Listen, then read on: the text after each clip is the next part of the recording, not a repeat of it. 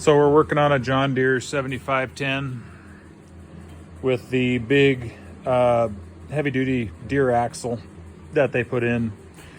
7510s, some of the 7410s, I think, also the bigger stuff, maybe the 76, 77 and 8s, I don't know.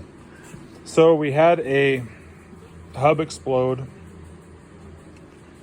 and what happened there was the thrust washer fell out after the snap ring up inside there in that shaft sleeve where that pinion shaft plugs into, that snap ring you can see back up in there.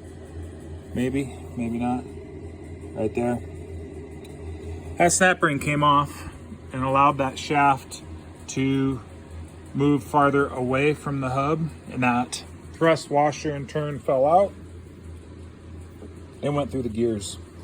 So I updated with a new planetary assembly, planetary carrier, because the old one is obsolete. The new one has a larger center pilot hole, which they did not tell me.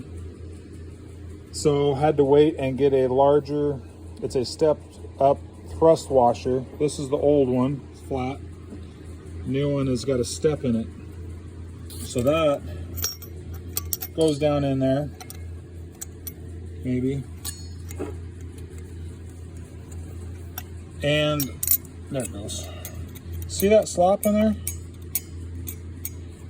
So quite a lot of slop. In fact, I did some calculations. It came down to 0.15 inches of slop. Throw the shaft in.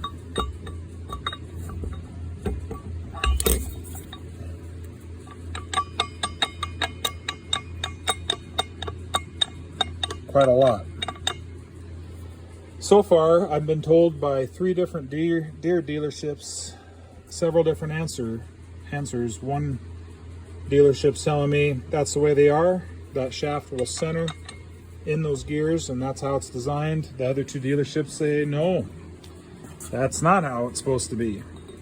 Now, I wanted to show you, after I replaced that snap ring, how tight this is. Very little up and down there. A lot less than I'm seeing in that carrier assembly, which is why I have the concern of why is it so sloppy out here and tight in the splines, and is that why the snap ring broke to begin with? Because of all the strain we're putting on that drive coupler. So that's something to watch. The upgraded hub assembly is that R238229. That's the updated hub planetary carrier, and that is the updated washer with the step in it. You don't want the other one. The pinion shaft is the same, at least it's what I've been told. There is no other shaft. So we're gonna go ahead and go back together with this planetary hub.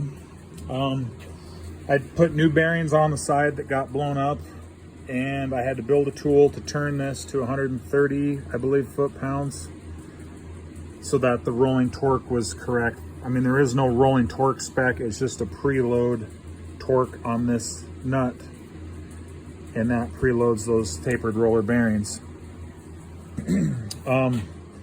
Aside from that, all I can do is put this back together, but I just wanted to show the slop in that setup, and in fact that I'm being told it's normal.